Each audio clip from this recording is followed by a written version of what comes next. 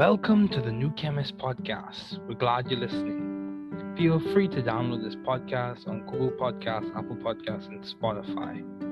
Here on the New Chemist, we discuss chemistry, which simply put is the science of change, as well as careers, community, research, and COVID-19. We're happy you're tuning in. My guest today is Joe Dickman. Thanks for joining me today. It is so good to hear from you. Just briefly, I'll inform my audience about you. Joe Dickman is a good colleague and friend of mine. We attended Taylor University together. He currently is attending University of Wisconsin-Madison Medical School. We did research together under Dr. Daniel King, and he is an intelligent young man. It is so good to have him as a guest today on this podcast. Please welcome Joe Dickman. Thanks, Joe, for joining me today. It's good to have you here. Hey, thanks so much. It's good to be here. Yeah, dude, definitely. Joe is a good colleague of mine from Taylor University, so it's always a pleasure to have him on as a guest. So, what have been your long-standing interest in the field of science? Long-standing? I remember telling my second grade teacher that I wanted to be a scientist when I was when I was in second grade. It's so interesting to think about what got me interested in science, as a career. And in some ways, I know that medicine isn't exactly science. It's not maybe chemistry, but there's a lot of science, I think in medicine.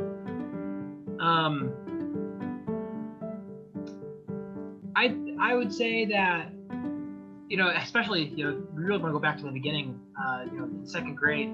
When I told my second grade teacher what I wanted, to be when I grew up, and I told her I wanted to be a scientist, I think the image I had in my mind was, a guy in a lab coat mixing test tubes together, and then there being explosions. Okay, cool. Sounds like demo night at Taylor. yeah, exactly. Yeah, man. Yeah, so yeah. I'd be, when I came to Taylor, David, I was a biology chemistry double major, Okay. and I quickly realized that I could do just biochemistry, and it would have a lot less classes required. Mm-hmm. And here's another thing.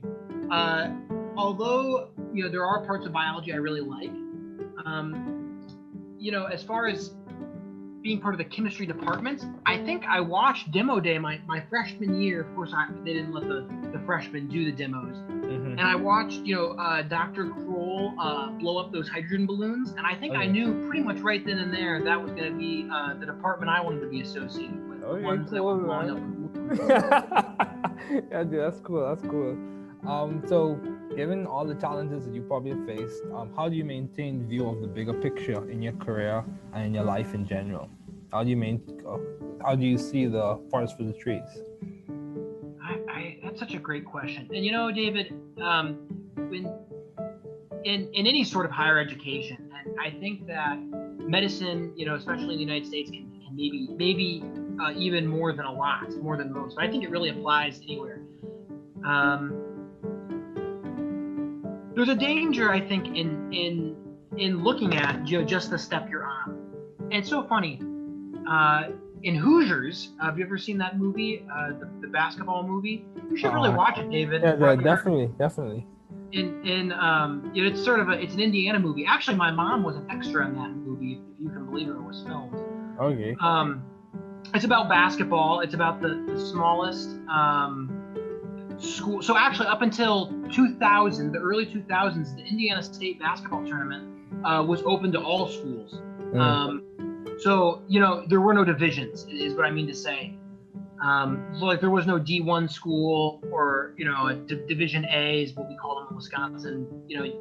Big schools didn't compete against big schools. Big schools could compete against much smaller schools.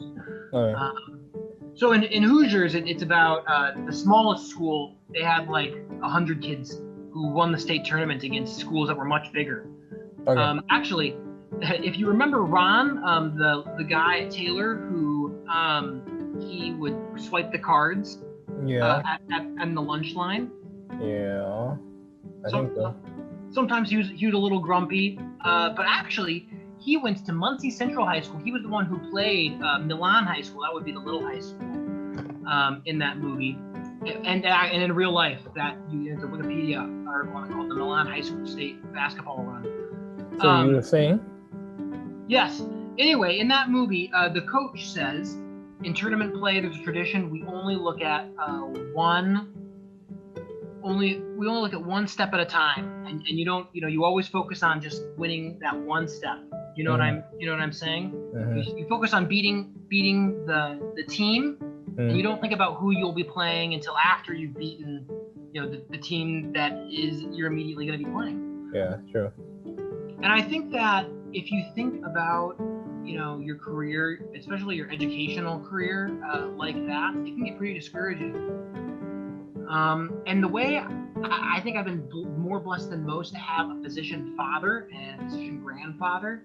I think the best way to keep my eyes on the goal, and not get bogged down into thinking about it step by step, is to sort of look at their practice. Yeah, dude, I know what you mean. I know exactly what you mean. You go home and he's got his schedule, and you know what life is like for him. And certainly, your privilege is sort of the same way. I know your dad's a pediatrician. Yeah, that's right. Back in the family islands in Bahamas. And so, I'm sure when you go home, it's sort of the same thing. You talk with him about how the practice is going, and that sort of reminds you what you've got your eyes set on. Yeah. Right now, I've got graduate from medical school, and before that, 2 years ago, it was get into medical school, graduate Taylor. Yeah. And if I didn't have it would be so discouraging to just be thinking about those littler steps, although they're actually pretty big, when you're right in them. Yeah, I know. And think about the main goal, which in the case of Hoosiers, win the state tournament, instead of the littler battle of just win that one game, which of course is important in its own right, but you always got to have your eyes set on that big picture. Yeah, I agree. That's good. So, how did you seek or find the right environment for you to thrive scientifically and intellectually? Why did you choose Taylor? That's another way. In other words, why did you choose Taylor, and why did you choose Medical College of Wisconsin, or the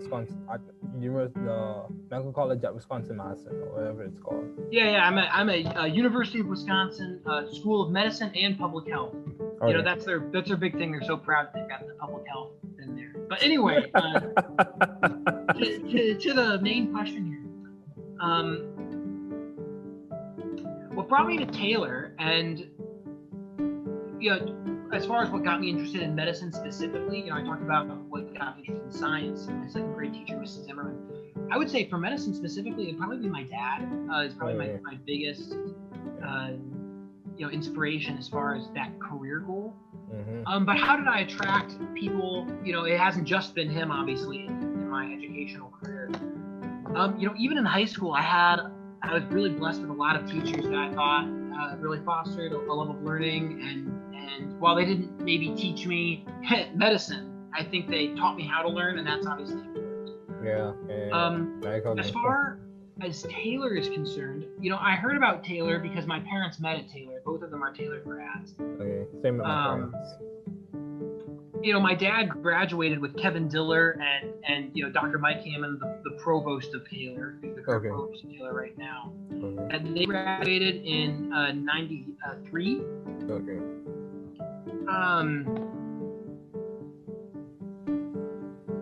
So I'd say that's sort of what brought me to Taylor.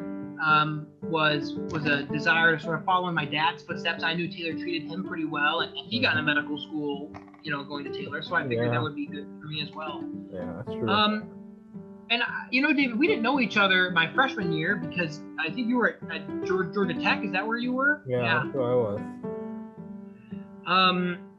But if in some ways that's almost a blessing, because I really feel like I wasn't I wasn't doing that well, spiritually or maybe even mentally my freshman year. Oh wow. and it was sort of a struggle for me. I really miss my parents. I'm sure you can identify, your parents are in the Bahamas. Well, mine were in Wisconsin, so they're not even that far away comparably, but they're still like a 7 or 8 hour drive. Yeah, I didn't get to see them throughout the school year. Mm-hmm. So it was pretty hard on me, just feeling a little homesick. Mm-hmm. And the only thing really that kept me at Taylor, there was really a few things, but one of them was Dr. Majors. He taught the freshman labs at Taylor, and he really instilled in me a love of chemistry, and a love specifically of Taylor's chemistry program, and that's what kept me there. And of course, after I got through that first year, I really ended up liking it quite a bit. And I got to, what was that? What caused the change? What caused the change from you not liking it to liking it? Well, for one thing, my then girlfriend, now wife, came to Taylor. So that helped. Okay, that's fair. That definitely helped. Okay, that's fair. And I got right with God in a lot of ways, I think, after that. So that certainly helped as well. Okay. And also, I got put in classes with other great professors. You've taken organic chemistry with Dr. Leroy Kroll, but also taking analytical chemistry with Dr. King was huge. And even into my junior year, I really have got only good things to say for all of the professors there at the chemistry department. And as far as what I think contributed to me staying, it would really be, I thought their instruction was just so high quality, and also I thought that my peers there were great. David, I really have to say it was great getting to know you, people like Hannah Ewing, Erica Mitchell, Andrew Carter. All of you guys really helped me a lot when I was there. So yeah, I guess I don't know. I feel like God just blessed me. I don't really feel like I earned or sought you guys out. In some ways, you guys sought me out. So thank you for that. Yeah, dude. I completely agree with you. Yeah, for me, I don't claim perfection in any way, shape, or form, and I make my share a bit of mistakes. So I don't think I've earned. Some things, but I'm grateful for what I do have, and I'm grateful for the people I've met. So yeah, dude, definitely. I share the same sentiments. I'm grateful for knowing y'all at Taylor, and yeah, it was a good time. So why did you choose University of Wisconsin-Madison for medical school? Well, for one thing, they were one of only 2 schools to accept me, and another thing is that there, as much as I love Taylor, and I really did, David, it really blessed me in so many ways, and thank you, because you were a part of it. But I was looking to get a little bit closer to home, and Madison is only an hour drive from my my house. That must be nice. It is very nice. And actually, I'm sitting in my parents' house right now. The huge map in the background is their map. Okay, cool. Yeah, man. So, Joe, how do you maintain a balanced life given all your responsibilities and accomplishments as a medical student, as someone who graduated from Taylor, all these accomplishments and your responsibilities now as someone who's going to eventually have a family? How are you maintaining balance, or trying to maintain balance, I should say? Yeah. Well, David, it's been pretty hard to maintain balance. Medical school is pretty demanding, even more demanding than I think I was anticipating. Yeah.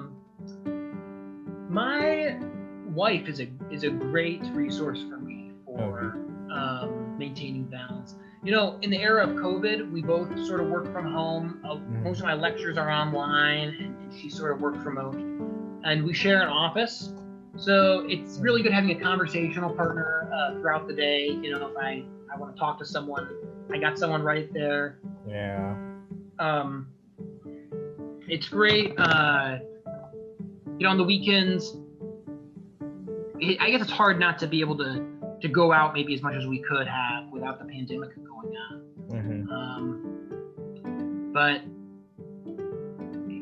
having that person there, we watch movies together. She's a great conversationalist, so I think that's really how.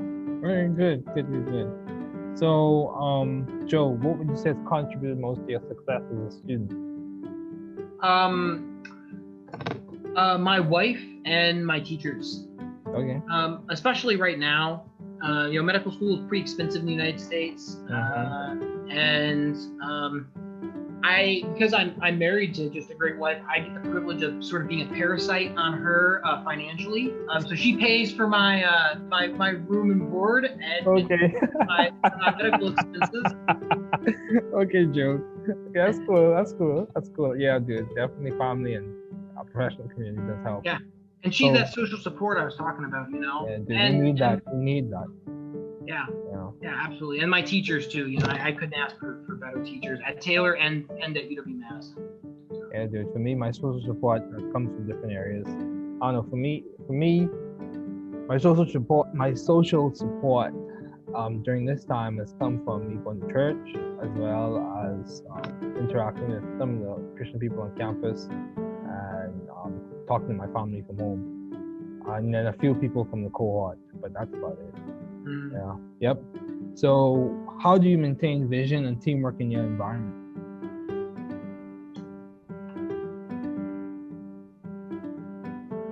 That's a really good question, David, and I'm not sure that I'm doing that great of a job. But in my defense, I think it's pretty hard to do a good job in this era of COVID. Yeah, I agree. I agree, Joe. I agree. I completely agree. Yeah. I know that healthcare and medicine is a team sport, and I wish I could involve my fellow medical students a little bit more, but we're not really supposed to meet outside of very specific circumstances. So I really don't know how well I meet that ideal. But I think I got room to improve, and when we're all vaccinated, hopefully that'll change. Okay, dude, that's fine. That's completely fine. Joe, I respect that you're being like your normal self. You're being completely honest and upfront, which is something I respect. So, why did you choose biochemistry as a field to major in? You spoke about how you were interested in biology and chemistry, but was there something specific or any particular topic of interest that caused you to choose that as a major? Well, I've already talked about how the explosions on demo day were. Yeah. Those are always good. I really don't. The other reason is so much lamer. But I really was enjoying.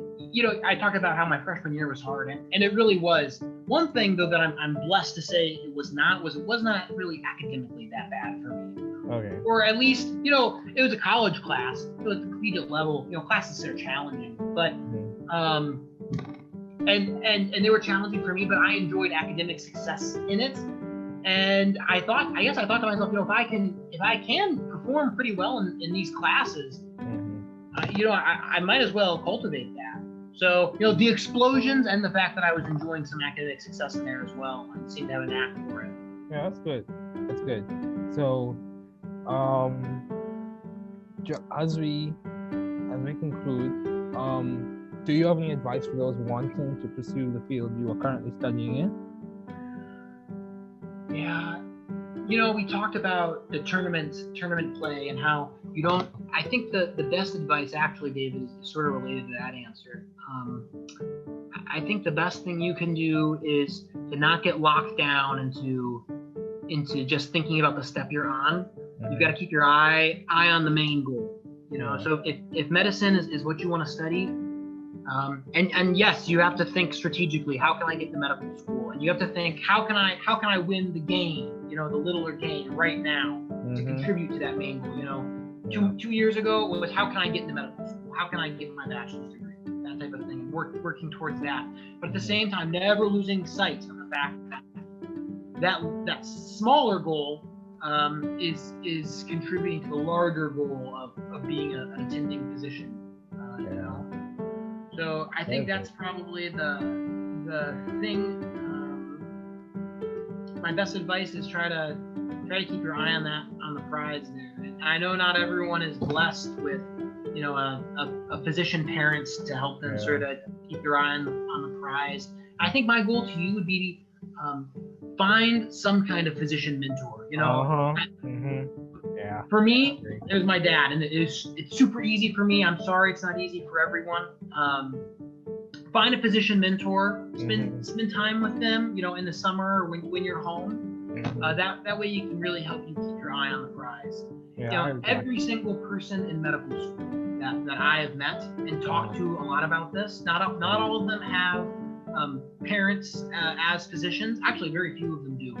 All of them have got physician mentors that they look up to. Yeah. Find a physician mentor. If medicine's your goal, find a physician mentor.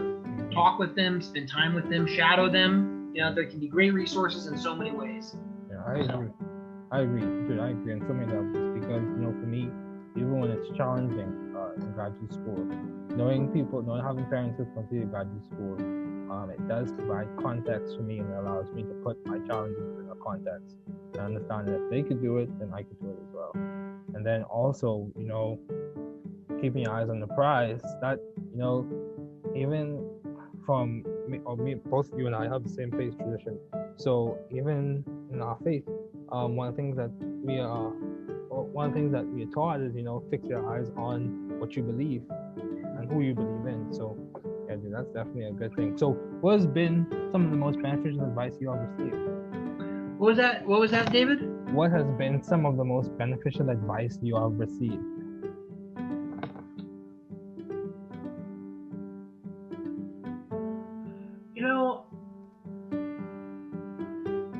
This is a quote from a book, but my wife has told me this before. The quote goes something like, "Things are rarely as bad as they seem." And I for me personally, I can be prone to being a little bit of a pessimistic thinker, especially in regards to my career. I don't know if you could tell us, but in college, I was always afraid that I was going to get to medical school, or it was going to be a big struggle for me. You know what I'm saying? Okay. Yeah. And my wife gave me that bit of advice. And the quote comes from To Kill a Mockingbird. Atticus says it to Scout. That things are never as bad as they seem. So if you're prone to, like me, sort of doomsday thinking, that can be maybe something that can help lift you out of that. Okay. Yeah, dude, I agree with that as well, because when you start concentrating on the negative things that are happening, it could lead to a downward spiral. Mm-hmm. Yeah. So you have to, again, and these are the things that center my thinking and kind of keep me grounded from slipping into like a bunch of other extraneous things. But it says one of the things that we taught in the faith tradition is to be aware of what you're thinking about.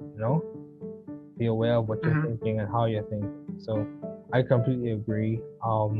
But Joe, it was definitely good to have you on, and thanks again for joining me.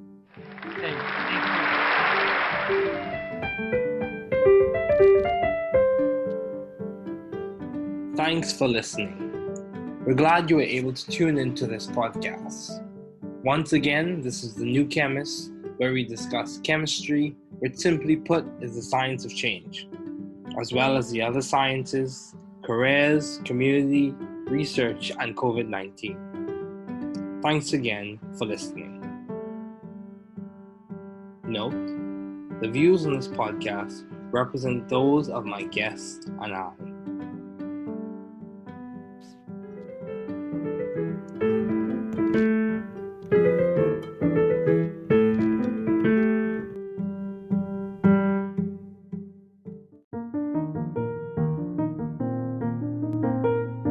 Groups to the R, polar side chains, same GATC.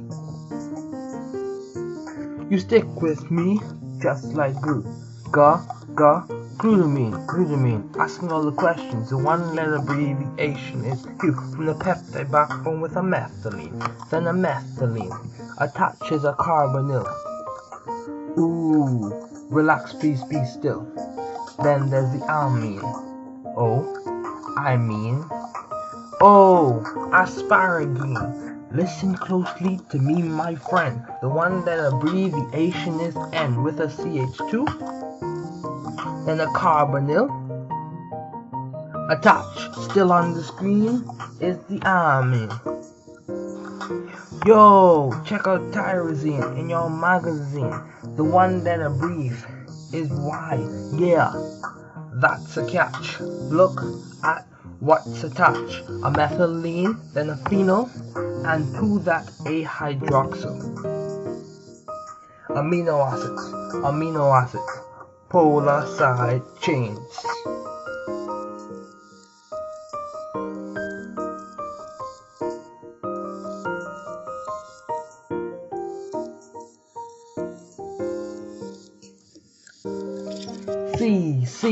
See, senor, do you get what I say? Forget that, let's focus on cysteine today with a methylene.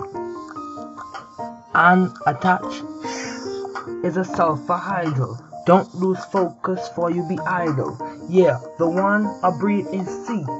Are you following me? Now let's look at the one for T called threonine. Now you see with the CH attached is a methyl, and to that same CH is a hydroxyl. Yeah, the group attached almost looks similar to an alkoxyl. Talk about a line. Yeah, this is rap and biochem combined. Focus, now we're looking at serine.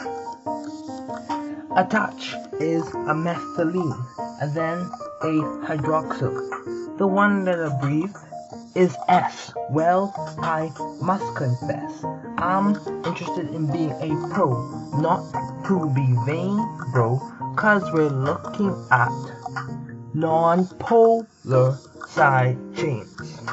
Non-polar side chains. Garvel, protrip, methyphen, glycine, alanine, valine, isoleucine, leucine, and proline, tryptophan, methionine, phenylalanine. Can you comprehend? Yo, proline, pro. For even shorter say P, the backbone of this time, you see. There is instead ooh, an NH2 positive, and to that NH2 is a methylene, then a methylene. And just before we close the ring at the peptide backbone is a methylene. Yeah, in alpha helices, this could cause kinks. We talking about the chemical kitchen zinc. Yo, I went to Neverland with Peter Pan. Yo, let's look at tryptophan with a one letter brief W. With pixie dust I flew. I went to Tech Rector Bowl. Attached is a heroic system with pyrrolium and a benzene ring smacked by it. Forget it. Forget what? Fill a fried fish for Friday. The judge was from the Fresh Prince, who was from Philly. Yeah, we're looking at phenylalanine. The one that I breathe is F. Okay. Do you remember Jeffrey? Yo, what's the group that's attached? Just a benzyl group. Yeah, just that. Yo, Dr. Rhyme, hurry up so we can finish in time. Met, guess who I just saw? Stop, let's call it a draw. Methionine with a one letter brief of M. With a methylene, then a methylene. Yo, me done for. And a sulfur. And at the end, a methyl. Yeah, we bust in rhymes like Hansel and Gretel. Bro, take a break. Look at the TV screen. Look at it. It's glycine with the one letter brief, simply G. Attached is a hydrogen. Oh really? Shower. Open sesame, cause I'm Allah. Alanine. We simply say a methyl is attached. Pristine. Okay, it has a one letter brief of A. Wonderful. Excellent. Very good guys and vowels. Valine is very worthwhile with a CH attached and to that same CH2 methyls are attached.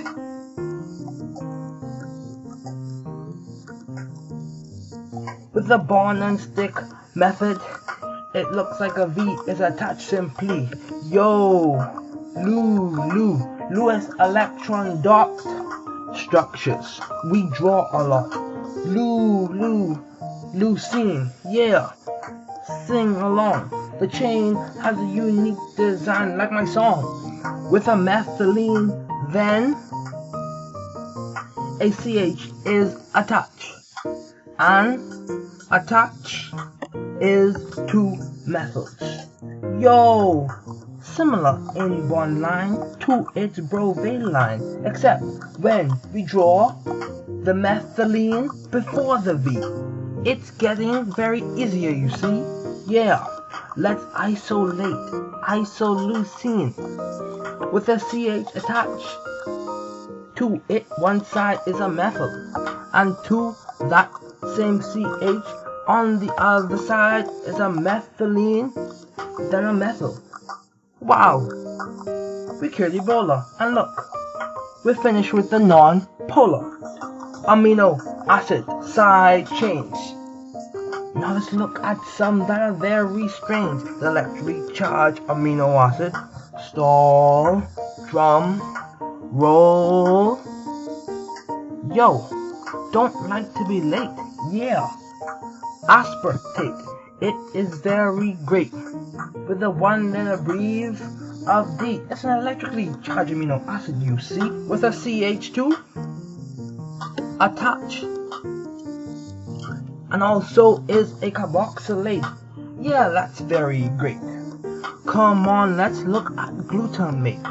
With the one letter brief of E. Excellent gregarious. Let's see. Now let's look at what's attached. A methylene, then a methylene, and also a carboxylate. Glutamate and aspartate make an acidic slate. Yo, histidine. Sounds like histamine. The thing that is up when I have a cold. Attached is a methylene and an imidazolium. The one letter brief is an H. Yeah. Okay. Let's look at one with a one letter brief of K. Lysine. Hooray. Yo. When I get cheap rings, they have cubic zirconium, but when I get the lysine chains attached is a butyl ammonium. So let's look at arginine. R with a one letter brief of R. Bizarre. Yeah, a good name for a rhino with a group attached like a propyl guanidino. With a group attached like a propyl guanidino. Yo, you know what I mean. Acidic chains. Glutamate and aspartate.